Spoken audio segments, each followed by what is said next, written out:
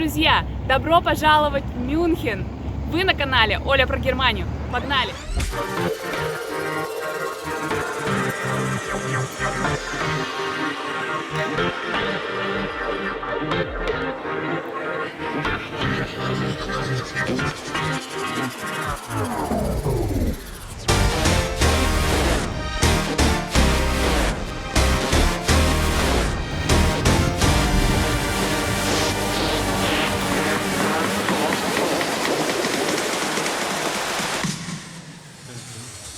Мюнхен – столица Баварии и один из 3 крупнейших городов Германии, известный ежегодным празднеством, давно известным на весь мир Октоберфест. Население Мюнхена составляет более 1,5 миллиона человек. Родина BMW, 20-х летних Олимпийских игр, рай для пивоманов и любителей сосисок. Мюнхен поражает своей архитектурой, которая местами напомнила нам питерскую, местами парижскую.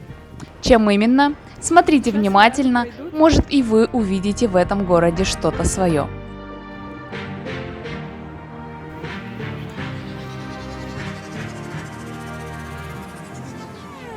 Друзья, знаете, куда мы отправляемся первым делом по прибытию в Мюнхен? Не в центр города, не на площадь, где проводится знаменитый Октоберфест, не пробовать известные мюнхенские белые сосиски и запивать их пивом, а в музей BMW. В Мюнхене располагается не только музей, но и множество торговых точек BMW, автомобильный завод, учебный центр и даже штаб-квартира компании. Что неудивительно, ведь именно этот город является родиной всемирно известной торговой марки. Даже в самом имени бренда скрывается отсылка к месту его основания.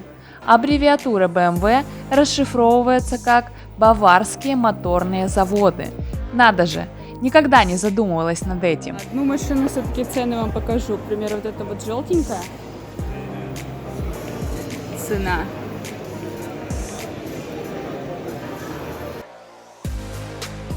Музей, в который мы отправились, находится прямо рядом со штаб-квартирой бренда, небоскребом, построенным в виде двигателя. Сам музей также занимает довольно интересное здание, площадь которого составляет более 5000 квадратных метров.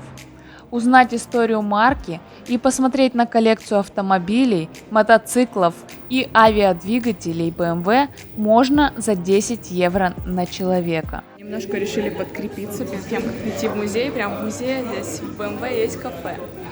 Ну как кафе, кофе и булочки тут только продают. И уже в кафешке на стенах вот всякие разные модели BMW.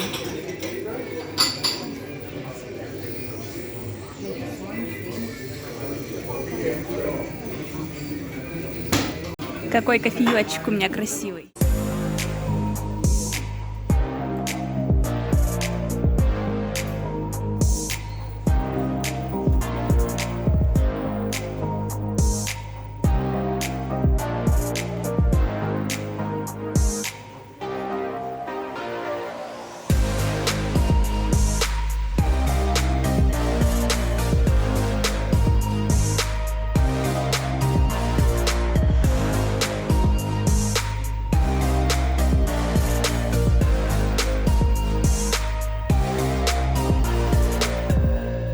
В общем, ребята, музей на самом деле небольшой, и мне кажется, все-таки он приколен для тех больше, кто разбирается в машинах и кому интересна история BMW, может, фанатам BMW будет интересно. Но мне, как девочке, что-то как-то не особо зашло. Ну так, красивые машинки, ну и все, в принципе, на этом. Поэтому смотрите, на любителя. Рядом с музеем BMW расположен Олимпийский парк, оборудованный к 20-м летним Олимпийским играм, которые проводились в Мюнхене в 1972 году. Сегодня парк – место для прогулок, соревнований, общественных мероприятий, концертов. Мы, кстати, как раз попали на соревнования велосипедистов.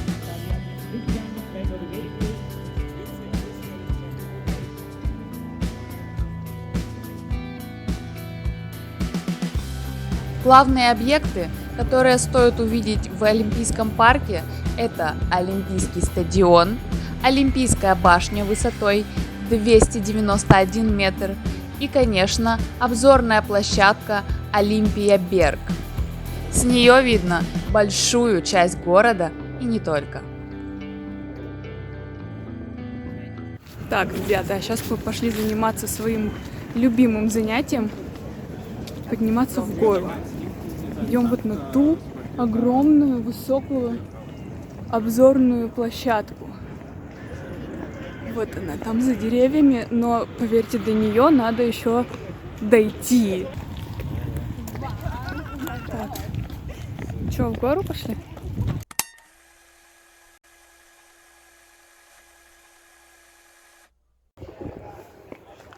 Мы почти пришли. Так, друзья, ну что, мы практически у цели. Путь, кстати, совсем несложный оказался. Занял как минут 5, наверное, 7 от силы. И достаточно пологий, и мы практически даже не устали. Вот он, видок. Отсюда, кстати, горы видно. Немножко.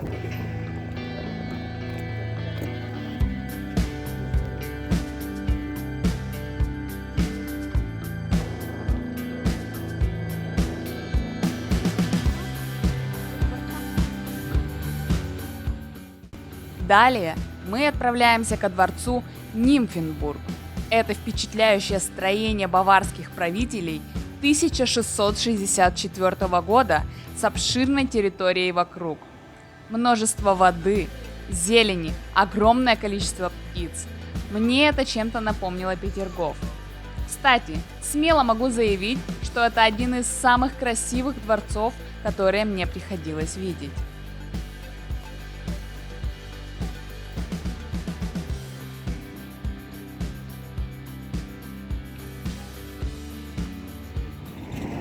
Слушай, красивый дворец. Похож на в Петергофе чем-то. Ой, он прямо ко мне идет. Сейчас начнет проверять, что у меня в руках. Достаточно смелый, сам пришел. Да. Без еды, считай, даже. Он тебя пошел проверять.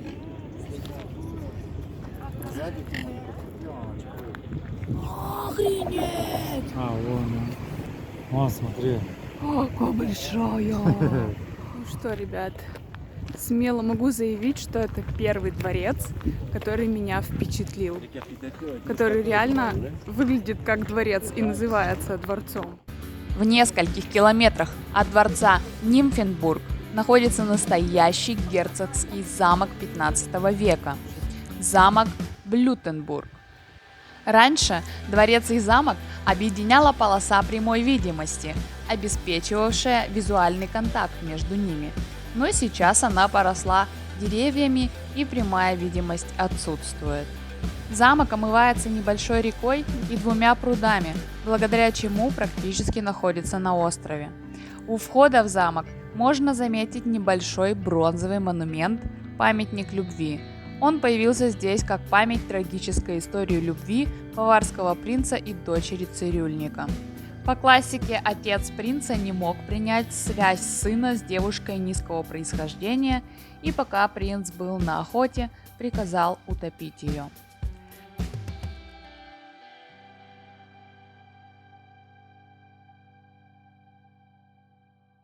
Также рядом с замком вы найдете мемориал, посвященный Второй мировой войне. Ребята, рядом с этим замком еще есть очень интересное для нас место — русский православный монастырь. И там живет 10 или 14 сейчас монахов в настоящее время, но вот я пытаюсь найти к нему подход и не могу. Он спрятан вот где-то там. Тут вот везде частные дома, а монастырь сам вот там, я его вижу. Но как вам его показать, я не знаю. Сейчас попробую. Как туда монахи попадают? Слышите? Колокола. Вот он. Вон, видишь, написано «Русская православная церковь за границей, германская епархия». Тут пахнет печкой. топленый. Что-то я стесняюсь, тут священник ходит во всем черном.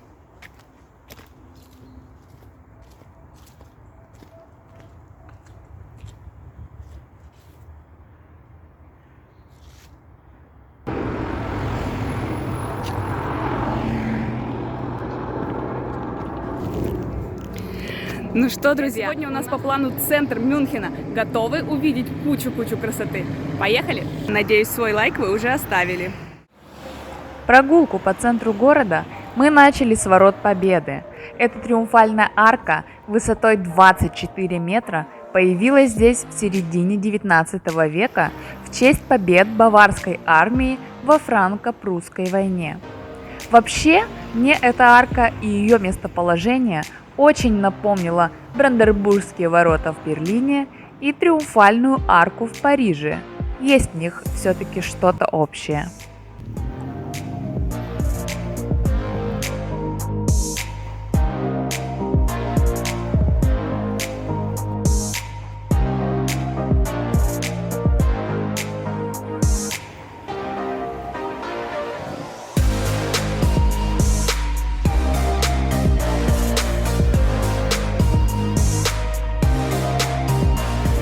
В общем, идем мы тут вот по этой вот улочке от ворот до старого города. И прямо нам кажется, что очень похоже на Питер. А вот это вот Исаакиевский собор стоит. А вот этот Людовик I напоминает Петра I питерского. Согласны или нет? Напишите в комментариях. Далее наш путь к сердцу Мюнхена пролегал через Хофгарден, парк, который служил в 17 веке дворцовым садом при королевской резиденции. Он, кстати, является одним из самых старых парков Европы. Собственно, а вот и здание самой резиденции. Кроме нее, на территории парка находится несколько музеев.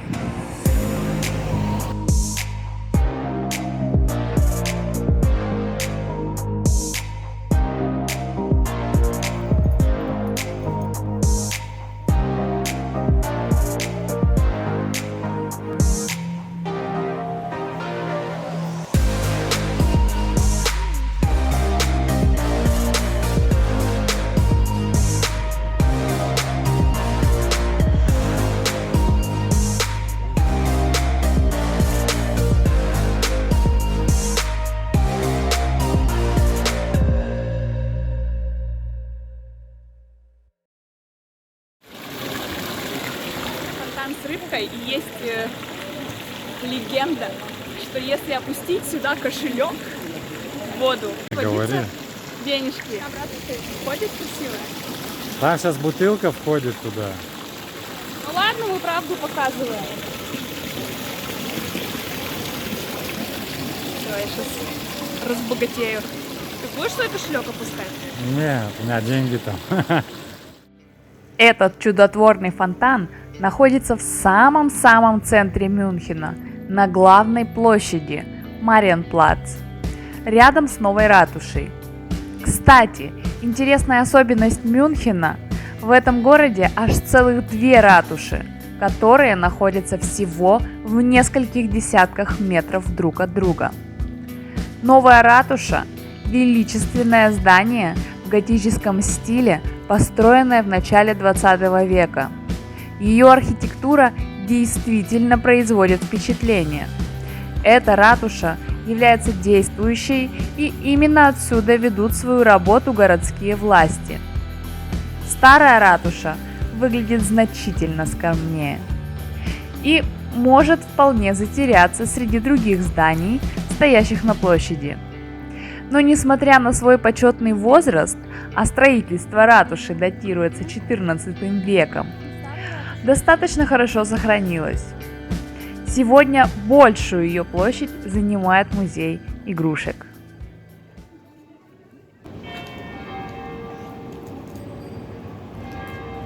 Вот здесь, вот на этом месте был город основан. А сейчас тут церковь стоит. церковь Святого Петра. А что такая очередь в нее стоит? А, там смотровая площадка, вон люди там ходят наверху, видишь?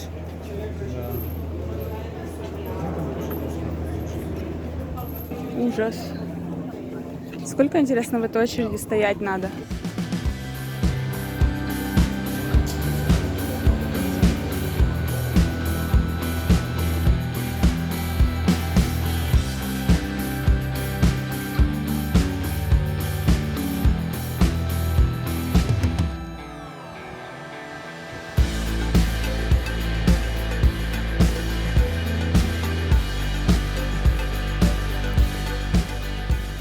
Еще одна примечательная церковь, на которую стоит обратить внимание в Мюнхене, это Фрауенкирхе, или собор Девы Марии.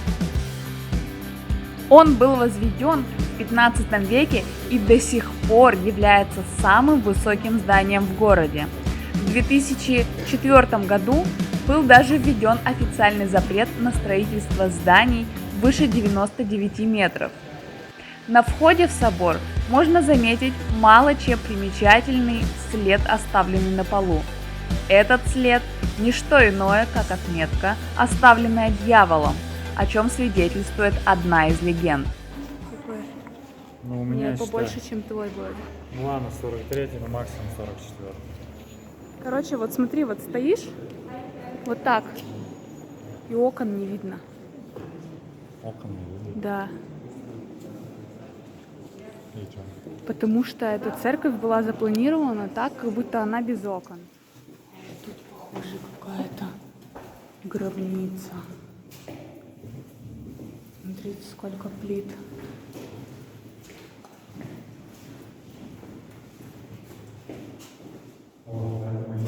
Да, прикинь. Прямо в стенах. Ну вот что-то, ребят, если честно, я бы не сказала, что вот этот собор Фрауенкирхе выглядит как самое высокое здание в городе. Даже то же здание рядом с музеем BMW, которое тоже относится к BMW, мне кажется, оно гораздо выше. Не знаю.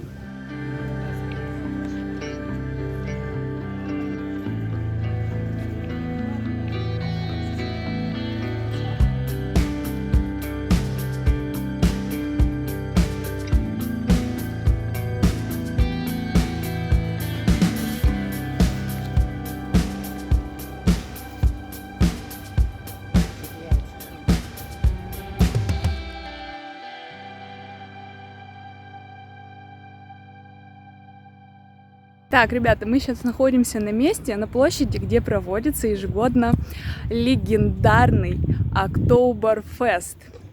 Правда, уже пару лет, как его не проводят, по понятным причинам, из-за коронавируса.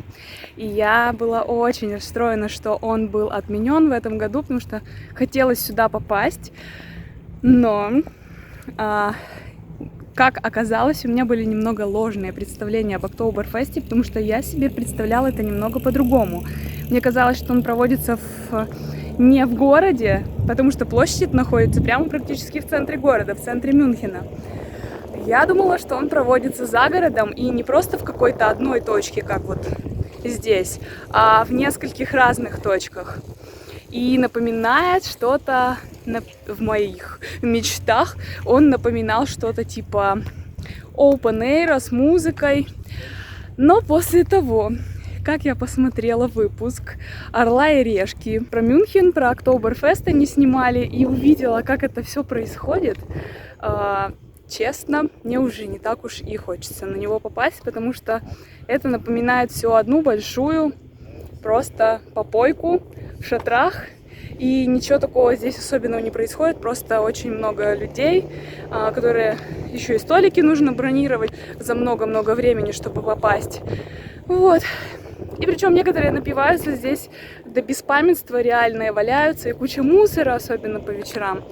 Это то, что показали в «Орле и решке». Это, конечно, может быть и все не так на самом деле, пока сам не увидишь, не узнаешь правды.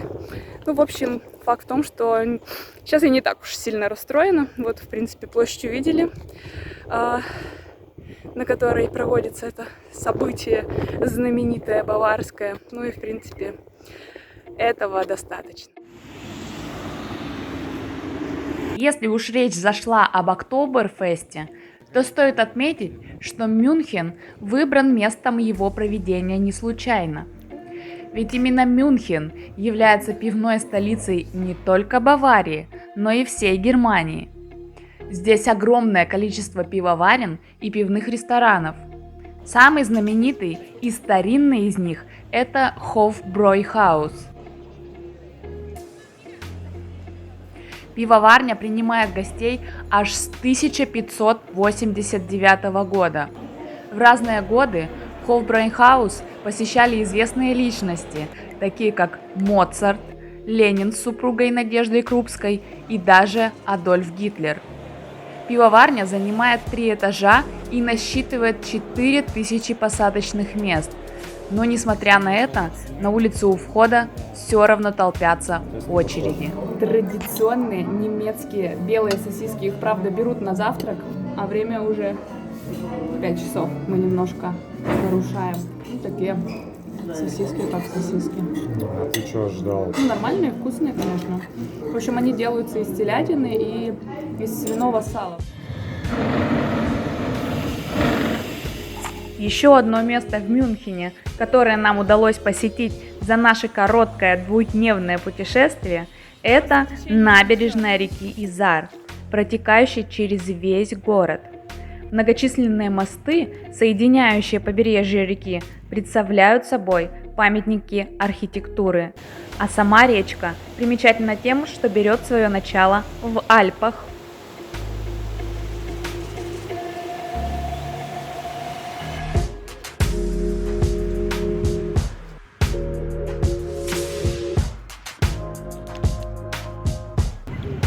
Холодная. Самокат. Да, вот есть. Мне вот сейчас чем-то Париж напомнила. Да, есть. Есть? Там, по-моему, больше речки. Там тоже река, и тоже там вот островки какие-то посреди этой реки, куча мостов. А вот это вот Нотр-Дам стоит. Не, ну реально похоже. Ну что, друзья, мы завершаем наше короткое путешествие по Мюнхену. Город определенно оставил свое хорошее впечатление и отложился у нас в памяти надолго. Надеюсь, вам тоже понравился город. Надеюсь, вы были со мной на протяжении всего этого видео и почувствовали всю эту атмосферу. У меня получилось ее передать. Ставьте лайк, подписывайтесь на канал, пишите в комментариях, что вам понравилось больше всего. И если вы были в Мюнхене, то рекомендуйте какие-то еще интересные места. И увидимся в следующих выпусках. Всем пока!